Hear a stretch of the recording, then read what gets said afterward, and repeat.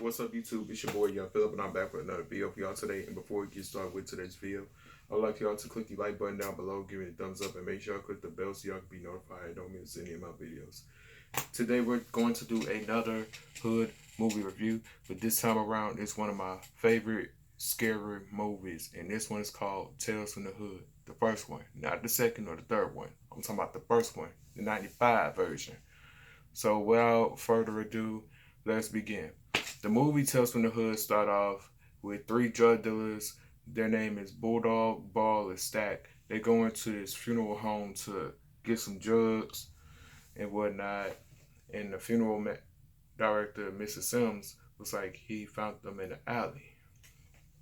Before he tries to get them the drugs, he ends up telling stories about the bodies that were inside of the funeral home. The first story, Rude Cop Revelation. On his first night, Clarence ended up dealing with his punk ass crew, or better yet, his co-workers, or however you say shit. But anyway, they end up pulling over this guy who's like really dressed and whatnot, and he was a black man. And after he ran the license plate, it turned out to be a councilman and a black activist named Ezekiel Morehouse. And they decided to beat the man, except the new rookie, which was Clarence. And he tries to get them to stop, but they failed. Listen, the three guys that were beating him were all whites. And this have nothing to do with race. But I'm not trying to be on it. But anyway, after they beat him and also vandalized his car, they end up saying they were going to take him to the hospital. And then this is where things get crazy. They took Morehouse's car to the docks with Morehouse in it. They decided to shoot him up with some heroin. And then they pushed the car into the water, ultimately killing him. And he was posthumously labeled as a hypocrite. And they ruined his reputation. And he was on a crusade of getting rid of any crooked officers in the city. A year after the murder, on the exact day, Clarence hears the sounds of "Bring them to me. Bring them to me." He ends up bringing those three crooked ass cops along with him, his former partners. They decided to go to Morehouse's grave and pay respect, but one of them wanted to be real disrespectful and urinate on his grave, which I find it disrespectful and messed up. Then one of them almost tried to do it, but he ended up getting pulled down by a zombified Morehouse. He eliminated every one of those cops that beat him and shot their heroin up in him. So he got his revenge. One ended up getting his head decapitated, and one got a bunch of needles stuck into him until he got crucified in a mural. And then, after the revenge is nearly complete, Morehouse ends up accosting Clarence like, "Where were you when I was being beaten, brother?" And the story ends with Clarence ended up in the mental hospital. And there's like, "What's the story on this guy? Cop killer, 3 in one night." And check this, he used to also be a cop. Then they open up the next casket, believing Sims is a little crazy. They end up getting the story about a boy named Walter. And this story is where we call it Boys Do Get Bruised. We meet a boy named Walter, who's shy and he's a little quiet. He comes to school and he has a bruise on his eye and a bruise on his arm, I think. I forgot how that went, but anyway, he ends up getting bullied by this dude named Tyrone in the school. And then Later on at night, a monster terrorizes him. He ends up sitting next day. He comes to school next day with more bruises, and he tells his teacher about the monster. He sits and draws pictures of things that he don't like.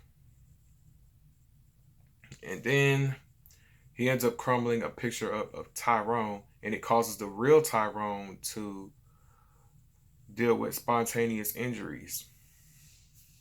Yeah, that hurt, don't it? And then the teacher comes to his house. However, this teacher is the director who directed this movie. Shout out to him. And then Walter's mother was like, "What did I tell you about telling them stories about the monster?" And then after the mama boyfriend came home, he seen the picture. He goes up to Walter's room. And it turns out that his mama boyfriend, Carl, who's happened to be played by legendary actor David Alan Grier, he was the monster. And he was like, "You like to draw fucked up ass pictures?" And he tried to whoop his ass, and then he whooped the mama ass for trying to intervene. And then the teacher came back to come to the rescue. He damn near got beat. And then Walter decides to crumble up the picture of the monster, which caused him to deal with some injuries. And then he burnt the paper. And then in the corpse, no, not actually, what was I supposed to say? Okay, now I got it. Inside the coffin, you see Carl's mangled up, burnt up ass corpse. And then they end up closing the casket, and then a doll nearby falls and almost hit them. And then Mr. Sims explains to them he found that doll somewhere in the South. And this story is called, it's a three letters of the same. I'm just going to say it's the KKK Comeuppance. It's this racist white man. His name is Duke Mecker. He is supposedly a, Republican type shit, whatever the fuck he was. He owned this little plantation that was owned by one of his ancestors, where they had a bunch of slaves getting tortured and whatnot. And I find it fucked up that he was there only because he wanted to be there. And people was like, there's like souls of the dolls that were in that house, and he gonna get what he got coming. One of the people that was working with this racist pile of dog shit ended up dying because he tripped on a doll. And then he tries to get rid of the doll out of the limo. And then the doll animated comes to attack him. And he tries to beat it with a flagpole and then shot it with a shotgun after he attached it to the dart thing that you use to play darts on. And then after that, he ends up getting into a little chase with the little dog that he blasted earlier. And he made his way back into the house. And then all the pictures of the slaves, including the woman who created the dolls with all the souls for the slaves, came off the wall as well. So they all devoured him. It was like watching a damn zombie movie on that part. It ended with him getting killed by all of them. And the director's mother was in that movie, holding the first doll with the captured soul. After that story ends, we end up going to our very last story. And this one is one of my favorites. Before we even get started to this one of them was like, "Hey, this a trip, homie. You ain't gonna believe this one." They went in there. The man was like, "You knew him." Ball was like, "Sure did," and Stack was like, "Hell no." And Bulldog was like, "We don't know. He's just a nigga that we seen around." And then we understand the story of Crazy K. Crazy K is a homicidal maniac who likes to mercilessly kill people While cruising through the streets of South Central Los Angeles, he encounters one of his rivals, Lil Deke. Before I continue, Crazy K was played by the late great Lamont Bentley, rest in peace. And Lil Deke was played by late comedian and actor Ricky Harris, rest in peace, him too. And then he ends up tracking his rival down, shooting and killing him in the process, then proceeds to take off before his associates came outside and to retaliate. Before he could take off in his car, he ends up getting shot in the chest and, oh wait, the bullet went through his back and also, no, just keep going. Before they could try to finish him off, the police slowly creep up and shoot all three of the killers down. Badly injured, he ends up going to jail, where he's sentenced to life in prison. 4 years later, he ends up dealing with coming out of 2 years of solitary confinement. He spent the last 2 years in solitary confinement for other assault on other prisoners in the jail. And he has a host of charges like aggravated mayhem, suspicion of murder, simple battery, and I think that's about it. The only way he could get out was conservative behavior program, which he accepts. He ends up going to spooky prison, and he ends up sitting next to some neo-Nazi. He said some stuff that was getting to sound very aggravating / irritating, so he punched the hell out of him just to shut him up. And he was like, those guys you killed, what color were they? That shut Crazy K up. And then he ends up telling Dr. Cushing that he didn't like being put next to that crazy Klan motherfucker either. She was like, I purposely put you next to him, Jerome, because I thought he was someone you ought to meet. You're here to be rehabilitated through the process that the government has paid me to develop. If you successfully complete this, there's a possibility you'll be back on the street in no time. If you don't, you'll rot in solitary confinement for the rest of your wasted life. And it wouldn't bother me a bit, because I think you're scum, Jerome. So don't test me. He ends up getting loaded up to this gyroscopic modulator, and he is forced to look at gang violence and lynchings of black people caused by them racist neo-Nazi motherfuckers. While this is going on, the song Born to Die by Spice One is playing in the background. By the way, if y'all know me, Born to Die by Spice One is my favorite track. Anyway, she hints that Crazy K doesn't think before he does stuff. And she points out that he's murdered people for obviously no reason. After that is over, he ends up going through another trial of torture. Oh, by the way, the K part that was put in his head right here got cut out.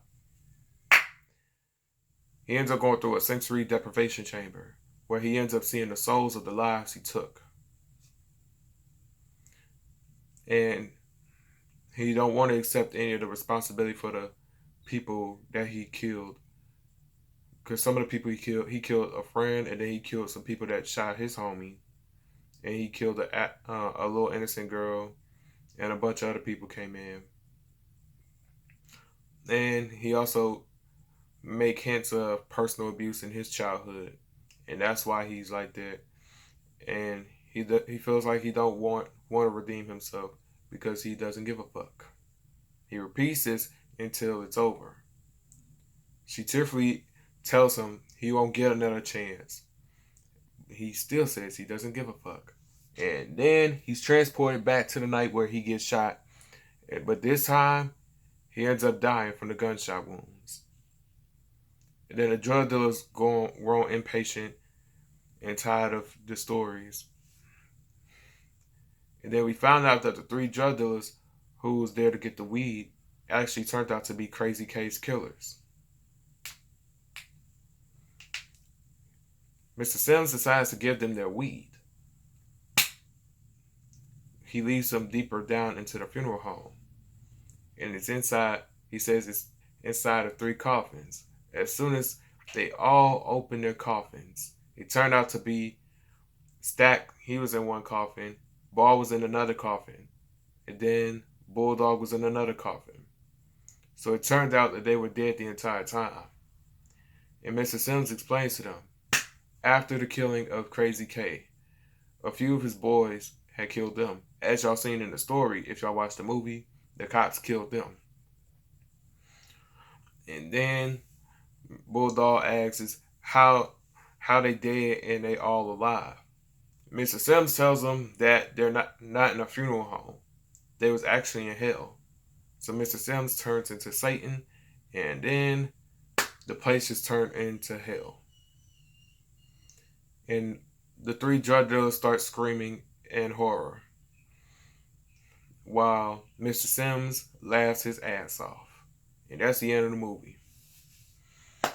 If y'all haven't watched Tales from the Hood, I'd like for y'all to get that DVD or VHS or go watch it on Hulu right now. I'd like to say thank y'all for tuning in today's video. I'd like for y'all to click the like button down below, give it a thumbs up, make sure y'all click that bell so y'all can be notified and don't miss any of my videos by clicking that subscribe button. Don't forget to leave a comment. Don't forget to add me on my social media at YoungPhilip_00 on my Instagram. Don't forget to add me on Snapchat at Ryan361,005. Don't forget to add me on my TikTok at YoungPhilip00. And with that being said, I'm out.